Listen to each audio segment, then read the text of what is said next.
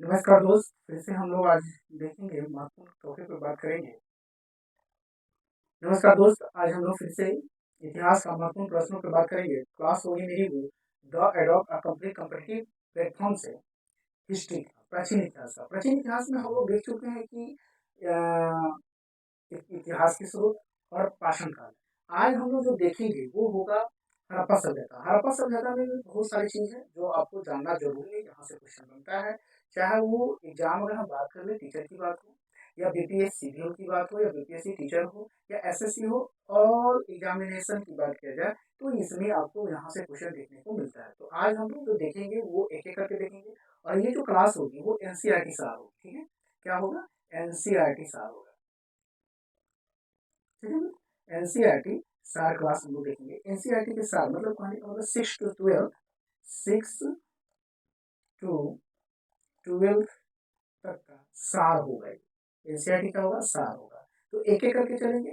ठीक है, आगे चलने से पहले मैं आपको साथ एक चीज और आपसे रिक्वेस्ट करेंगे कि आप हमारे चैनल को सब्सक्राइब कर लेकर देख रहे हैं तो, और दोस्तों के साथ शेयर भी कर दें। इससे ये होगा कि हमारे जो भी न्यू वीडियो आएगा वो आपके पास इन्फॉर्मेशन पहुंचेगा। ठीक है मित्रों, तो आइए हम लोग बारीकी से जानते हैं, एक एक करके जानते हैं, और जो इम्पोर्टेंट होगा आप उसको क्या करिएगा, हाईलाइट कर लीजिएगा। ठीक है, सबसे पहले ये जाने कि आज हम जानेंगे वो हमारी क्लास होगी हड़प्पा सभ्यता।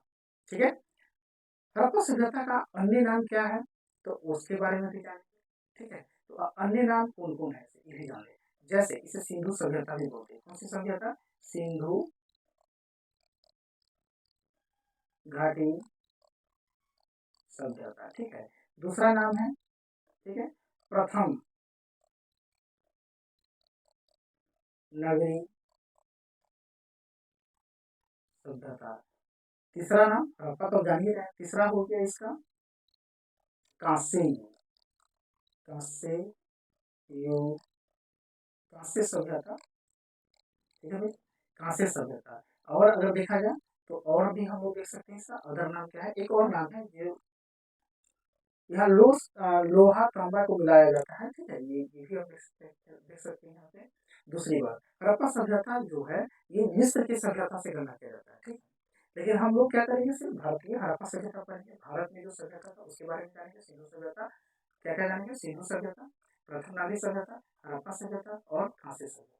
ठीक है, तो ये 4-5 सभ्यता है, इसके बारे में हम लोग बारीकी से अंदर तक जाएंगे। ठीक है, चलिए।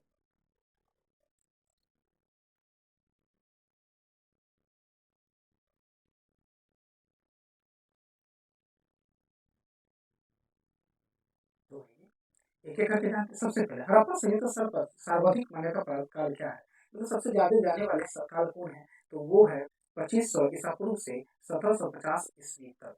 मैं आपको बता दूं, हड़प्पा सभ्यता का 70% हिस्सा जो है वो कहाँ है, पाकिस्तान में। लेकिन कुछ हिस्सा जो है आपको कहाँ है, तो भारत में। आइए, हड़प्पा सभ्यता सर्वाधिक मान्यता काल क्या है, क्या कब से कब तक है, तो 2500 ईसा पूर्व से 1750 ईसा पूर्व। एक चीज और बता दें, ईस्वी यहाँ पे हम लोग बात की ईसा पूर्व। ठीक है, ईसा पूर्व का मतलब होता है कि ईसा मसीह जब से एक एक एक ईस्वी, ईसा मसीह से पूर्व और ईसा मसीह के बाद।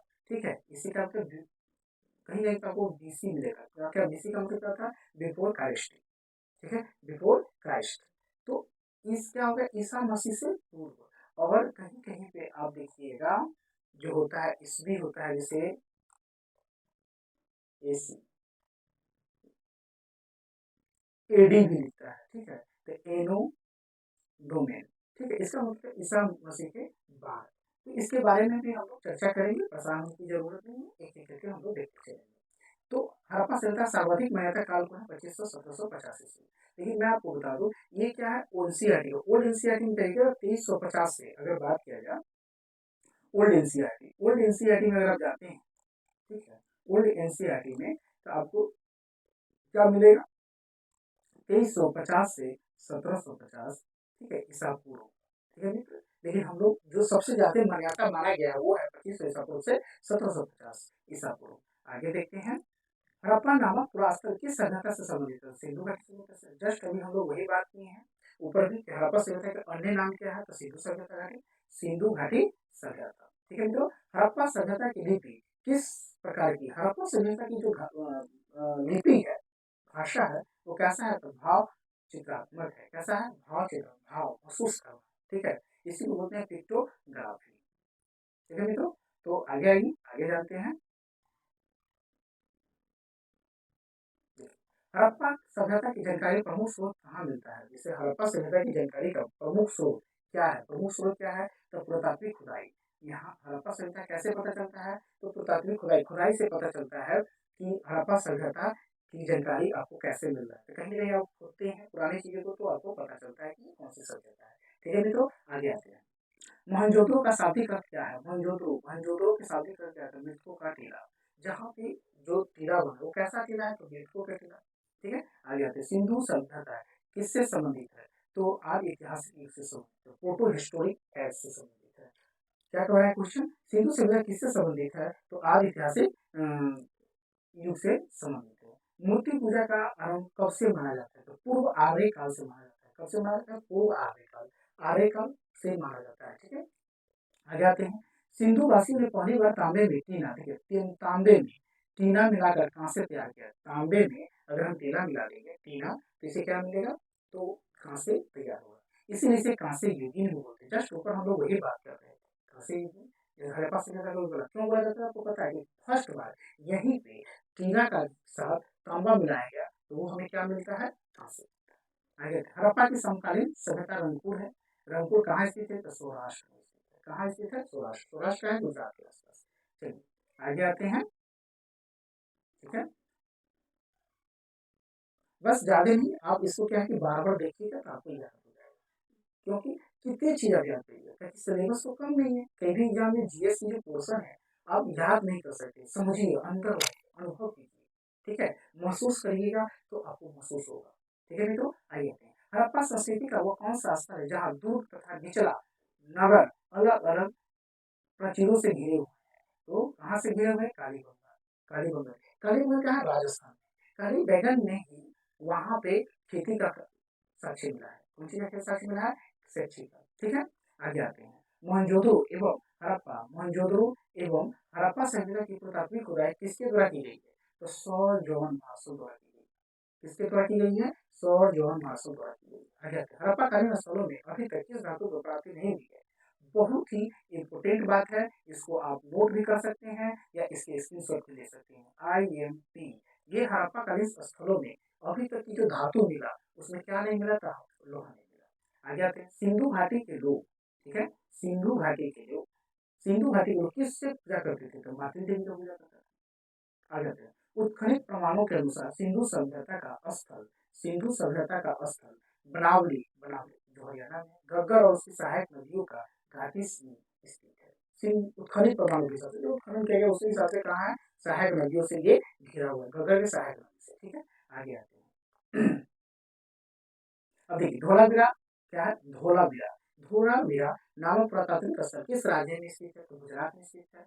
गुजरात, सांड वाले, गुजरात में, मतलब समझ लो कि ये सांड, सांड का मुंह है, गैंडा जिसको बोलते हैं, सॉरी गैंडा बोलते थे, गैंडा को सी, तो गैंडा किस साइड में है? तो गुजरात की तरफ। ठीक है, आगे आते हैं। हड़प्पा संस्कृति के संदर्भ में शैलकृति स्थापत्य के प्रमाण कहाँ से प्राप्त हुई है? तो धोलावीरा से प्राप्त हुई है। कहाँ से प्राप्त हुई है? धोलावीरा से प्राप्त हुई है। ठीक है मित्रों, आगे आते हैं। आगे देखते हैं। हड़प्पा कालीन मोहरों, कौन सी कालीन? हड़प्पा कालीन मोहरों का सर्वाधिक प्रचलित आकार कौन सा है? तो वर्गीकार है। कैसा है? वर्गीकार है। कैसा है? वर्गीकार है। इसकी मोहर कैसा है? वर्गीकार है। ठीक है मित्रों, आगे आते हैं। हड़प्पा संस्कृति का मोहरों पर घोड़े का अंकन नहीं हुआ है। यहाँ पे क्या नहीं मिला है? तो घोड़े, जो मोहर बनाया गया उसमें घोड़े के साक्ष्य नहीं मिला है। ठीक है मित्रों, घोड़े का साक्ष्य नहीं मिला है। आधुनिक देवनागरिक लिपि, जो अभी आधुनिक लिपि का प्रचलित रूप क्या है? ब्राह्मी है। अभी जो हम लोग देवनागरिक लिपि जो बोलते हैं, अभी हम लोग का जो भाषा है, जैसे इंग्लिश में लिखता है वो रोमन हो गया, हिंदी में लिखता है वो क्या हो गया? देवनागरिक हो गया। विश्व में सबसे पहले कपास की खेती कहाँ आरंभ की गई? तो भारत में। विश्व में सबसे पहले कपास की खेती कहाँ की गई है? भारत में की गई है। सिंधु सभ्यता के समकालीन, सिंधु सभ्यता, सिंधु सभ्यता की समकालीन मिस्र की सभ्यता नील नदी के तट पर अवस्थित है। सिंधु सभ्यता की समकालीन, इसके समकालीन सिंधु सभ्यता, सिंधु सभ्यता का समकालीन कौन है? मिस्र की सभ्यता। तो हड़प्पा सभ्यता को सिंधु सभ्यता भी बोलते हैं, और इसके समकालीन कौन है? मिस्र सभ्यता। और मिस्र सभ्यता कहाँ? नील नदी पे है। आगे आते हैं। सिंधु घाटी सभ्यता से संबंधित वृषभ मृदा मुद्रा, देखिए मुद्रा नहीं सॉरी मुद्रा, जो पैसे की बात हो रही है, किस पुरातात्विक स्थान से प्राप्त हुई है, तो मोहनजोदड़ो से। देखो वृषभ मतलब सांड वाले जो पैसा है, सांड वाले, वृषभ मतलब सांड, मुद्रा जो है वो कहाँ से प्राप्त हुई है सिंधु घाटी सभ्यता में, तो वो है मोहनजोदड़ो से प्राप्त हुई है। ठीक है मित्रों, कहाँ से प्राप्त हुई है, मोहनजोदड़ो से प्राप्त हुई है। आगे आते हैं, आगे भी देखेंगे। मृग पटिका व उत्कीर्ण सिंह युक्त देवता की मुहर कहाँ से मिली, कालीबंगा। लेखन कला की प्रणाली विकसित करने वाला प्रथम प्राचीन सभ्यता सुमेरियन सभ्यता कहाँ थी, सुमेरियन सभ्यता थी। ठीक है, आगे आते हैं। सिंधु घाटी सभ्यता, सिंधु घाटी सभ्यता गैर आर्य, देखिए सिंधु घाटी सभ्यता और गैर आर्य सभ्यता थी, क्योंकि यह नगरीय सभ्यता, कौन सी सभ्यता थी, नगरीय। जस्ट अभी हम लोग बात, जो कि आर्य मुख्य कृषि पर आधारित था। आर्य जो था वो किस पे आश्रित था, तो कृषि पर आश्रित था। हम लोग जैसे उस समय कंदमूल बहुत सारे लोग अच्छी नहीं था, लेकिन आप देखिएगा कि धीरे धीरे धीरे धीरे लोग विकसित हुआ, आर्य आर्य जो आया वो किस चीज पे आश्रित था, तो वो आश्रित था आपको, वो आश्रित था कृषि पे। आगे आते हैं।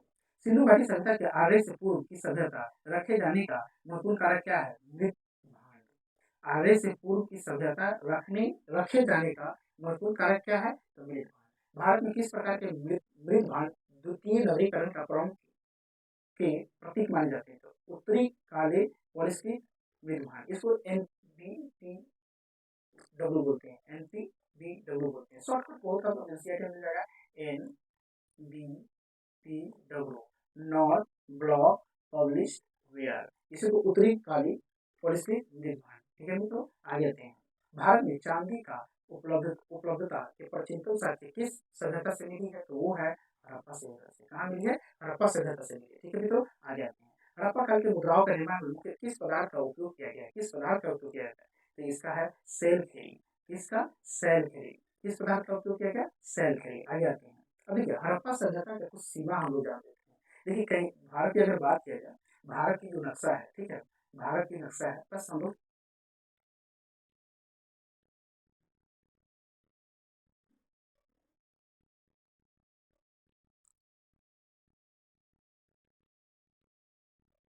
ठीक है, अगर भारत की नक्शा की बात किया जाए तो यहाँ पे बनाते हैं।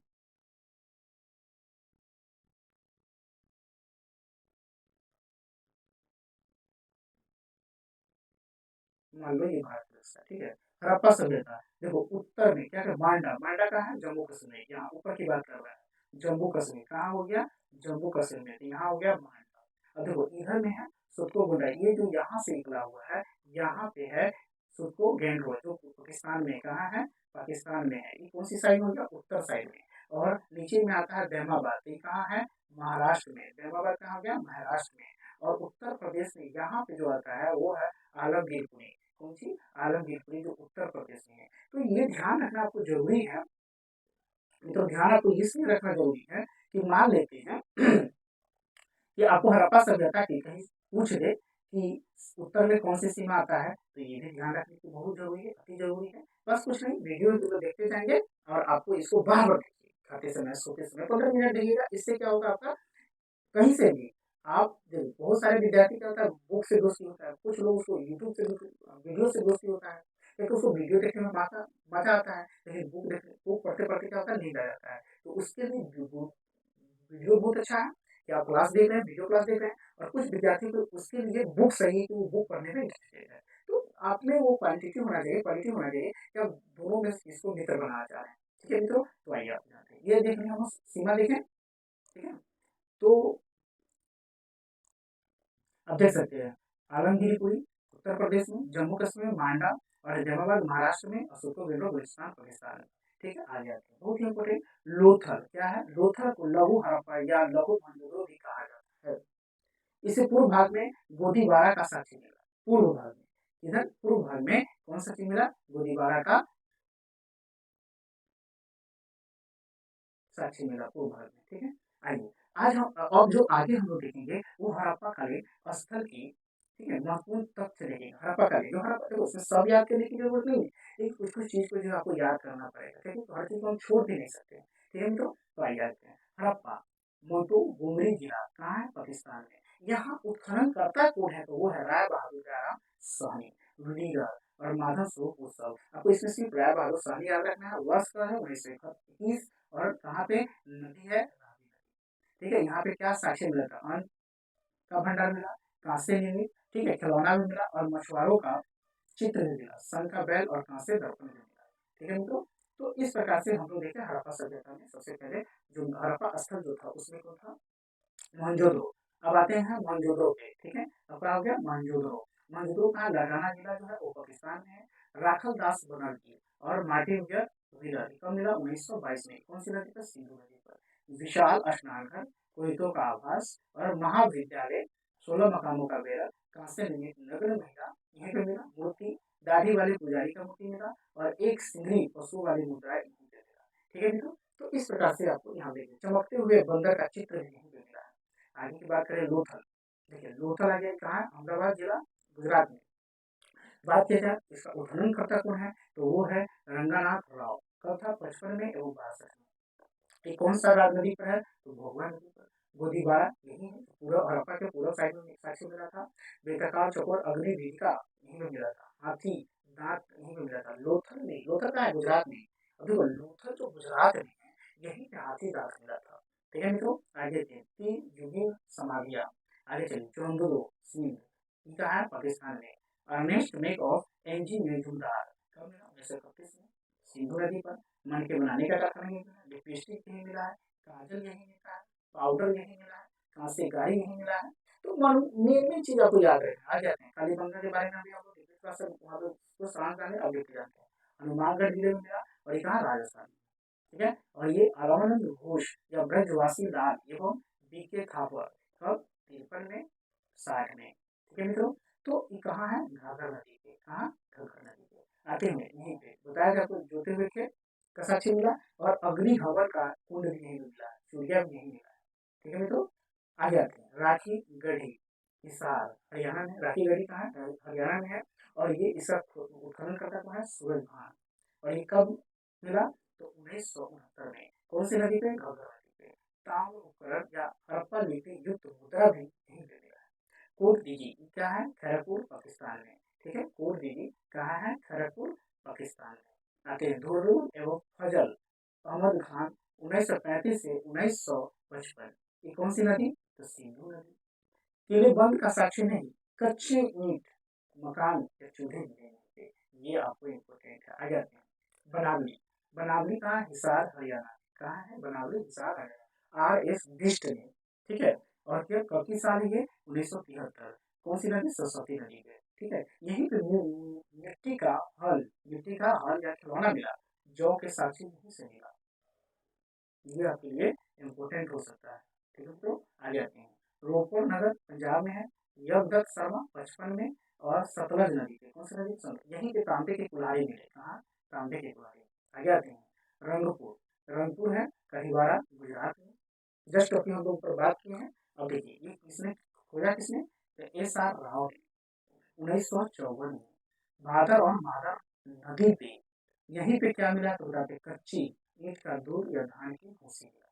ठीक है मित्रों, आलम आलमगीरपुर मेरठ उत्तर प्रदेश में है। कहाँ है, मेरठ उत्तर प्रदेश में है। आगे देखते हैं और इसको जगदत्त शर्मा 58 में। हिंडन नदी, कौन सी नदी, हिंडन नदी की बात कर रही है। और रंग रंग की चित्रकारी है, रंग की चित्रकारी यहीं पे मिला है। आगे आते हैं सुरको गेंड्रो, ये तो बलूचिस्तान पाकिस्तान में है। ठीक है, ऑरेंज स्टाइन या जस्ट देवस 27 में और 62 में इसकी उत्खनन है। दासक नदी पे, कौन सी नदी पे, दासक नदी पे। और बेबीलोन से व्यापार का साक्ष्य बंदरगाह यहीं पे मिला है। ठीक है मित्रों, आगे आते हैं मांडा उत्तर प्रदेश में, जम्मू कश्मीर। याद रखना मांडा कैसे, सबसे सुंदर कहाँ लड़की है, तो कश्मीर में। तो मांडा कहाँ हुआ, कश्मीर में। आगे आते हैं जगतपति जोशी और 62 में, चिनाब नदी के पास है। ये कौन सी नदी पे है, चिनाब नदी पे है। आगे आते हैं चट ब्लेड हड्डी निर्मित बर्मा मोहरों के साक्ष्य प्राप्त नहीं होती। आगे सुरको गई प्रेम बलूचिस्तान में है। और जॉर्ज डेल्सन ने 62 का सादी कौर, कौन सी नदी, सादी कौर। दो टीले मिल भाग के साथी यहीं पे मिला है। ठीक है मित्रों, आगे आते हैं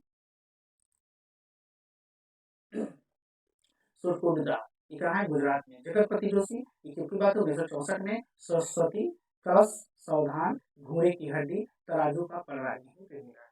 घोड़े की हड्डी कहाँ से मिला, सबको गुजरात के। ठीक है, आगे आते हैं हड़प्पा सभ्यता में विनियम, जैसे विनियम लेन देन, विनियम मतलब पैसा लेन देन जो होता था वो कौन सा विनियम था, तो वस्तु विनियम था। बार्टरिंग सिस्टम था, बार्टर सिस्टम था, कैसा सिस्टम था, बार्टरिंग सिस्टम था, मतलब विनियम वस्तु विनियम प्रणाली का वहाँ पे, ठीक है, वस्तु से वस्तु खरीदना होता था। अभी क्या है, अभी मुद्रा क्या है, डिजिटल हो चुका है, कागज मुद्रा था, अब क्या है स्मार्ट कार्ड मुद्रा आ गया, उसके बाद क्या आ गया, अब ऑनलाइन डिजिटल मुद्रा हो गया, ठीक है। ये हम लोग देखें हड़प्पा सभ्यता का, हड़प्पा स्थल का महत्वपूर्ण जगह। आगे देखेंगे हम लोग, ठीक है। तो अभी हम लोग देखें हड़प्पा सभ्यता। नेक्स्ट क्लास वैदिक सभ्यता। वैदिक सभ्यता को अगर देखा जाए, इसको हम काल के हिसाब से बांटे तो वैदिक सभ्यता इसमें दो हो, ठीक है, एक उत्तर वैदिक, ठीक है, उत्तर वैदिक, और एक हो जाएगा आर्य सभ्यता, ठीक है, इसी में हम लोग देखेंगे आर्य सभ्यता,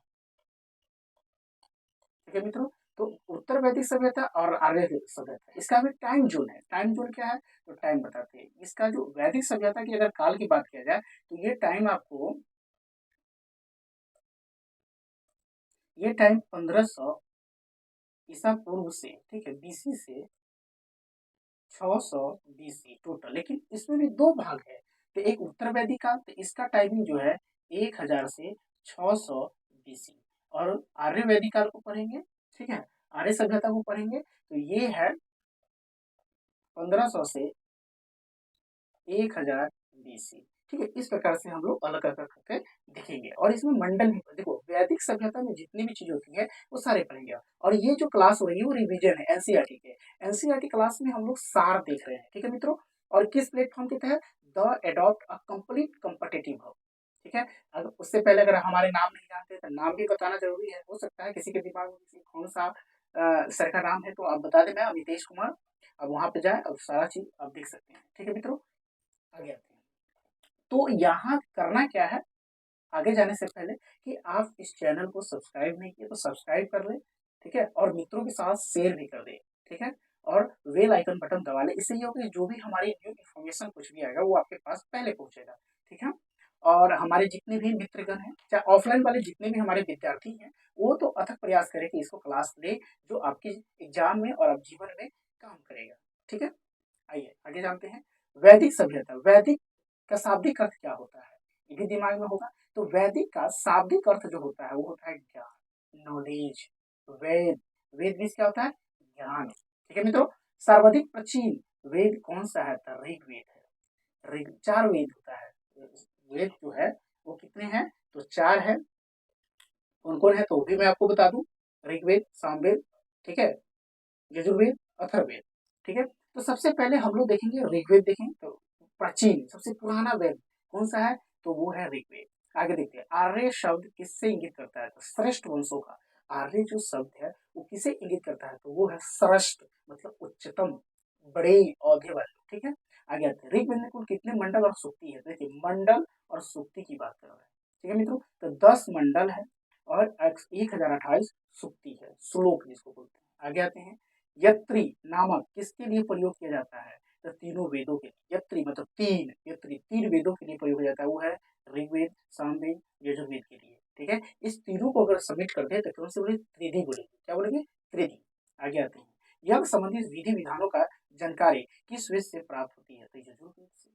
यजुर्वेद में प्राप्त होता है कि आप जग की जो समाधि होता है वो यहाँ से आप कर सकते हैं, ठीक है मित्रों। आगे देखेंगे, देखिए 4 वेदों में से किस एक में जुदाई, जादुई माया या वशीकरण, कौन सा जादुई माया या वशीकरण कहा जाता है, तो अथर्ववेद में। आपको एक चीज बताते हैं, कुछ लोग जो है जैसे बिहार से है, उत्तर प्रदेश से है, वो उस समय बंगाल नहीं जाता था, क्यों नहीं जाता था कि लोग कहता था कि बंगाल में जाए परवा बना दीजिए, जादू मारे छे, टोना मारे छे, अब अपना बस में कर ले छे, परवा बना के रख ले छे। इसीलिए बहुत सारे लोग क्या था उस समय बंगाल में नहीं जाता था, ठीक है। लेकिन ये सब भ्रमण है धीरे धीरे, लेकिन हाँ उस समय मान्यता ये था कि वशीकरण होता है, जादू टोना होता है।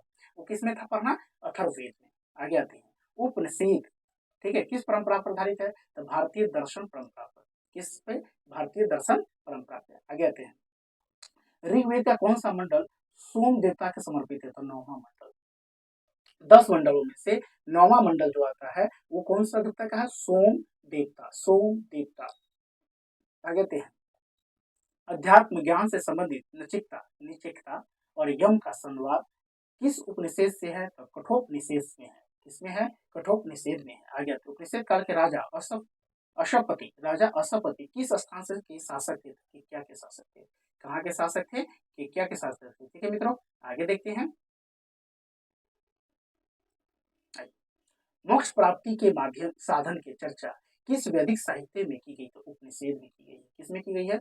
मोक्ष प्राप्ति। किसकी बात हो रही है? मोक्ष प्राप्ति। किसकी बात हो रही है? मोक्ष प्राप्ति। और किसमें है? उपनिषद से है। ठीक है। वैदिक नदी अस्किनी, वैदिक नदी अस्किनी की फिलहाल किस नदी के रूप में की जाती है? जो वर्तमान में चिनाब है, उस समय अस्किनी था। अस्किनी के बाद में क्या हुआ? तो उसको बोलते हैं चिनाब। आगे आते हैं। आरंभिक वैदिक साहित्य में सर्वाधिक बार वर्णित नदी कौन सी है? तो सिंधु नदी। कौन सी नदी है? सिंधु नदी। कौन सी नदी है? सिंधु नदी है। कौन सी नदी है? सिंधु नदी है। आगे आते हैं। अब देखिए, वैदिक काल में प्रयुक्त प्रमुख शब्द, जैसे वैदिक काल में जो प्रमुख शब्द है, तो आधुनिक नाम क्या है और प्राचीन नाम क्या है? तो उस समय क्या था, आज क्या है, काल में थोड़ा जोर के देखने से होता है। देखो, आप किसी भी चीज को अपने जीवन में उतारो। जैसे किसी से मोहब्बत हो, जब तक उसमें आपका अनुभव फीलिंग ना हो, महसूस ना हो, और उसको आप अपने अंदर नहीं उतारिएगा, तो फिर क्या होगा कि आपका क्या होगा, वो उसको आप सही से इंटरेस्ट नहीं हुआ तो बात नहीं कर पाइएगा। ठीक है मित्रों, तो उस हिसाब से आप यहाँ पे देखें। ठीक है, आगे आते हैं। गाय आधुनिक नाम था। अघन्य जिसकी वध न हो। राजा गोपा। अतिथि गुहंता गोहन। धनी व्यक्ति गोमत। युद्ध विष्ट या गेसु या गमई। पुत्री दुहिता। अनाज धनय। मरुस्थल धनवी। उपजाऊ भूमि उर्वरा। सबसे ज्यादा पूछी जाने वाली बात है तो वह यही है, उपजाऊ भूमि। ठीक है। पशु चरण योग्य भूमि खिले। हल से बनी नलिया सीता। ठीक है, हल से बनी नालिया उसे क्या कहते थे? सीता। ठीक है, आगे आते हैं। देखिए, कौन सा वेद ऋग्वेद पर आधारित संगीतमयी ऋचाओं का संकलन है? तो सामवेद। संगीत जिसमें बाजन गाजन नाच गाज डिस्को डांसर, ये सब किस वेद से आता है? सामवेद से आता है। आते हैं। वर्ण व्यवस्था कास्ट सिस्टम का सर्वप्रथम विवरण कहाँ से प्राप्त हुआ है? तो वो है ऋग्वेद के 10वें मंडल में। ऋग्वेद के 10वें मंडल में। पूर्व वैदिक काल प्री वैदिक पीरियड में किन दो संस्थाओं का राजा पर नियंत्रण है? तो सभा और समिति का। ठीक है मित्रों, आगे आते हैं। वैदिक देवताओं का पुरोहित किससे माना जाता है? तो बृहस्पति को माना जाता है। वैदिक देवता और पुरोहित किसे माना जाता है? तो बृहस्पति को माना जाता है। आगे, ऋग्वेद काल में निषक शब्द का प्रयोग एक आभूषण के लिए होता था, किंतु प्रवर्तित काल में इसका प्रयोग किस वस्तु के लिए होता है? तो सिक्के के लिए होता है, क्वाइन के लिए होता है, जो भी हम लोग डॉलर यूज करते हैं। डॉलर नहीं, डॉलर। डॉलर में रेज की 1 रुपया, 2 रुपया, 5 रुपया। आगे आते हैं। पुरुष मेध प्रथा का उल्लेख किस ग्रंथ में? तो शपथ ब्राह्मण में। ठीक है मित्रों, यहाँ आगे देखते हैं। ऐसे ही करके हम लोग बारीकी से पूरी सारी इतिहास देखेंगे, एनसीईआरटी का सार देखेंगे। आगे देखो, वेद ब्राह्मण श्रुति निषेध अरण्य अध्याय उपवेद प्रवर्तक, इसमें कुछ शब्द जैसे ऋग्वेद को ब्राह्मण में क्या बोला जाता है? सुक्ति कितना है? ठीक है, तो इस प्रकार से हम लोग देखेंगे। देखिए, ऋग्वेद को स्वस्तिकी या इतरवेद। यजुर्वेद के ब्राह्मण में तैत्तिरीय या सतपथ। सोमवेद को पंचवशी, इसे तांडव ब्राह्मण भी कहते हैं। अथर्ववेद को गोपद कहते हैं। सुक्ति कितनी है ऋग्वेद में? 1028 मंत्र है। 1810 मंत्र है। 6000 मंत्र है। कौस्तिकी उत्तरवेद तैतीय कठी श्वेताश्वर ईसा वृद्धान्य नेत्रान्य के छंदोगई मांडुकई प्रश्न मुंडन। ये सब क्या है? ये इतनी चीज जानने की जरूरत नहीं है, आपको सिर्फ जानना क्या है? वेद और सुक्ति जानना। और ब्राह्मण भी आपको सिर में क्या। ठीक, आगे आते हैं। पारसियों के ग्रंथ जिंद अवस्था में जिस अरु मज्जदा का वर्ण मिलता है वह है असुरों का देवता। ठीक है मित्रों, ये चीज देखें। आगे आते हैं हम लोग। अब देखिए, उसमें जो कुछ जगह है वो है ना, नदियां है, उसके बारे में भी जानना जरूरी है। इसमें वैदिक सभ्यता में ईरान से प्राप्त आर्य के सूचना किस अभिलेख से है? तो बोगज कोई अभिलेख से। बोगज कोई अभिलेख से। किसमें है? बोगज कोई अभिलेख से है मित्रों। आगे आते हैं। उत्तर वैदिक काल में किस क्षेत्र आर्य संस्कृति की धुरी समझा जाता है? तो अंग एवं मगध। गोत्र शब्द का प्रयोग सर्वप्रथम किस काल में हुआ है? तो ऋग्वेद काल में हुआ है। गोत्र का प्रयोग सबसे पहले कहाँ हुआ है? ऋग्वेद काल में हुआ है। नेक्स्ट, ऋग वेद संहिता में दूसरे और से 7वें मंडल का सर्वाधिक प्राचीन माने जाते हैं। इन्हें गोत्र मंडल के नाम से भी जाना जाता है। किस नाम से जाना जाता है? गोत्र मंडल के नाम से जाता है। ऋग्वेद काल में जनता का विश्वास किसमें था? बलि एवं कर्मकांड में था। बलि एवं कर्मकांड में था। प्रसिद्ध दस राजा युद्ध किस नदी के तट पर लड़ा गया है? तो वो है प्रोसनी, रावी नदी। उस समय प्रोसनी, अभी क्या है? रावी। प्राचीन क्या है? रोशनी और रावी। 10 राज युद्ध का वर्णन ऋग्वेद के 7वें मंडल में की गई। 10 राजाओं ने युद्ध किया, वो कहा था? 7वें मंडल में था। कौन सा नदी पे था? रावी नदी पे था। आर्य के जीव को प्रजनन का मुख्य स्रोत क्या था? पशुपालन एवं कृषि। इससे पहले हम कृषि देखे हैं, बस अब क्या देख रहे हैं? पशुपालन। बढ़ गया कि आ गया? ऋग्वेद में उल्लेखित यव कृषि उत्पाद के लिए प्रयुक्त होता है। जौ, यव ह्यूमन और कृषि उत्पाद के लिए क्या था? जौ था। आगे थे वैदिक युग में प्रचलित लोकप्रिय शासन प्रणाली का क्या नाम था? वंशोगत राजतंत्र प्रणाली। आर्यवेद अर्थात जीवन का विज्ञान, आर्यवेद अर्थात जीवन का अर्थात का उल्लेख सर्वप्रथम किस वेद में है? तो अथर्ववेद।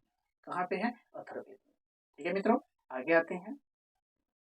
अथर्ववेद में सभा और समिति को प्रजापति के 2 पुत्रियों का कहा जाता है। अथर्ववेद में सभा और समिति को प्रजापति की 2 पुत्रियों का कहा गया। 2 पुत्रियों को सभा और समिति का बात की गई है। आगे आते, गायत्री मंत्र का उल्लेख किस ग्रंथ में था? ऋग्वेद के 3रे मंडल में। गायत्री मंत्र का जो उल्लेख किया गया वो किसमें है? ऋग्वेद के 3रे मंडल में। आगे, ऋग्वेद में किस युग का देवता समझा था? इंद्र को। पूर्व वैदिक आर्य का सर्वाधिक लोकप्रिय देवता कौन था? इंद्र था। ठीक है मित्रों, कौन था? इंद्र था। आगे आते हैं। गायत्री मंत्र का रचना किसने की थी? विश्वामित्र ने की थी। किसने की थी? विश्वामित्र ने की थी। किसने की थी मित्रों? विश्वामित्र ने की थी। आगे आते हैं। श्री भागवत गीता के मूल रूप से किस भाषा में लिखी गई थी? तो मूल रूप से किसमें थी? संस्कृत में। आगे, सत्य में जगते शब्द किस ग्रंथ से ली गई? तो मुंडकोपनिषद से ली गई। सबसे ज्यादा पूछे जाने वाले प्रश्न। ठीक है, आगे आते हैं। अब देखेंगे ऋग्वेदिक नदियों का नाम। जैसे प्राचीन क्या था, आधुनिक नाम क्या था, वही बात है। विकास था, क्या है? झेलम, विपाशा, व्यास, दृष्टि या दृष्टि, घग्गर या चितांगनी नदी, कुब्रू, क्रूम, कुंभा, काबू, सदानीरा, गंडक, अस्किनी, चिनाब, ये पूछा जाता है। आगे, सतुद्री, सतलज। ठीक है, ये हम लोग क्या देख रहे हैं? प्राचीन और आधुनिक का जो नाम है। प्राचीन में क्या नाम था? आधुनिक में क्या नाम था? ठीक है मित्रों, आगे देखिए। आगे की बात किया जाए तो गुमल, गुमती, सिंधु, सिंध, सरस्वती, घगर, सुषमा, सोहन, स्वास्तु, स्वाद, ये क्या था इसका? तो इसका जो नाम था, ये नाम था इसका कि ये देख सकता है कि प्राचीन में क्या नाम था, आरंभ में क्या नाम था, ठीक है, आधुनिक क्या नाम था। आगे देखेंगे, आगे थोड़ा सा भी हम लोग देखते चलेंगे तो ठीक रहेगा। ऋग्वेद का मूल लिपि क्या था? ऋग्वेद का मूल लिपि क्या था? ब्राह्मण। जैसे हम लोग का लिपि क्या है? तो देवनागरी। और ऋग्वेद का मूल लिपि क्या था? तो ब्राह्मण। जीविका प्रजनन है तो वेद विधान पढ़ने वाला अध्यापक क्या कहलाता था? उपाध्याय कहलाता था। क्या कहलाता था? उपाध्याय कहलाता था। आगे देखते हैं। राजा की उत्पत्ति के सिद्धांतों का ब्राह्मण ग्रंथ में मिलते इतरे ब्राह्मण। सुल्ब सूत्र किस विषय से संबंधित है? ज्यामिति से। अस्थोमा सदगमयी वाक्यांश कहाँ से ली गई है? वे उपनिषद से ली गई। चरक संहिता नाम पुस्तक किसके विषय से संबंधित है? चिकित्सा से है। चरक संहिता किससे है? चिकित्सा से है। चरक संहिता किससे है? चिकित्सा से है। याज्ञवल्क्य गार्गिक संवाद का उल्लेख कहाँ से मिलता है? तो बृहदारण्यक उपनिषद से मिलते हैं। वैदिक काल में लंबे समय तक अविवाहित रहने वाली कन्या को क्या कहा जाता है? अमाजु कहा जाता है। क्या कहा जाता है? अमाजु कहा जाता है। नेक्स्ट बात करते हैं। वैदिक काल में द्विज श्रेणी में कौन कौन शामिल है? ब्राह्मण, क्षत्रिय, वैश्य। ठीक है, वैदिक काल में द्विज श्रेणी में कौन कौन शामिल है? ब्राह्मण, क्षत्रिय, वैश्य। आगे आते हैं। ऋग्वेद में सरस्वती नदी को सर्वाधिक पवित्र बताया गया। नदी माँ या नदियों की माता संज्ञा दी गई किसको? सरस्वती को। ठीक है, आगे देखते हैं हम लोग। तो अभी तक हम लोग वैदिक सभ्यता देखें। अब हम लोग देखेंगे जैन सभ्यता। क्या देखेंगे? जैन सभ्यता। और उसके जैन देख लेंगे